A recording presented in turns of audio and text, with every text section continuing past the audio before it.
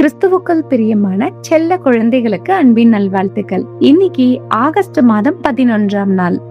இன்னைக்கு தேவன் உங்களோட பேசுறதுக்காக ஒரு விசேஷமான பரலோக மன்னாவை கொடுத்திருக்காங்க. அது என்னன்னு பார்க்கலாமா? இன்றைய மன்னா மத்தேயு 23ஆம் அதிகாரம் 10ஆம் வசனம். கிறிஸ்து ஒருவரே உங்களுக்கு குருவாய் இருக்கிறார். அன்பு குழந்தைகளே, இந்த வசனத்துக்கான விளக்கத்தை நம்ம இப்ப பார்க்கலாம். இங்க நமக்கு இயேசு கிறிஸ்து மட்டும்தான் உண்மையான எஜமானாகவும் போதகராகவும் தலைவராகவும் இருக்காரு. அவர்கிட்ட இருந்து கத்துக்கிட்டு பயிற்சி பெற்றவங்க தான் சீஷர்கள் அல்லது ஃபாலோவர்ஸ்னு அழைக்கப்பட்டாங்க. இந்த உலகத்துல இருக்கிற எல்லா போதகர்களை விட இயேசு கிறிஸ்து தான் ரொம்ப ரொம்ப பெரியவரா இருக்காரு. ஏன்னு தெரியுமா? அவரு தேவனுடைய குமாரரா இருக்காரு. அது மட்டுமல்ல குழந்தைகளே, அவர்கிட்ட சுத்தமா பாவமே இல்ல. உன்னதமான பூர்ண குணம் உள்ளவராகவும் இருக்காரு.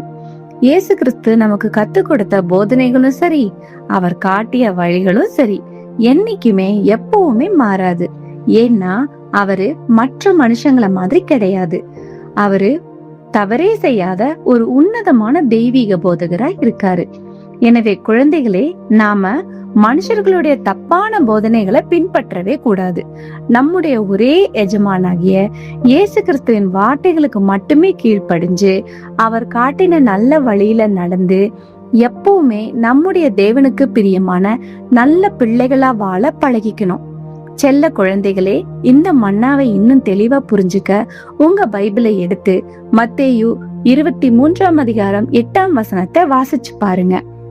சாதாரண மனுஷங்களை போதகராக வைக்காம நம்முடைய ஆண்டவராகிய இயேசு கிறிஸ்துவ மட்டுமே நமக்கு ஒரே போதகராக இருக்காருன்னு ஏத்துக்கிட்டு தேவனுக்கு பிரியமான நல்ல பிள்ளைகளா வாழ்றத குறிச்சு இன்னைக்கு டே ஃபுல்லா மனசுக்குள்ளேயே தியானம் பண்ணுங்க.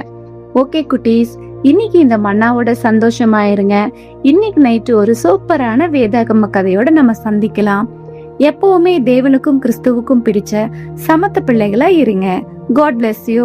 Bye.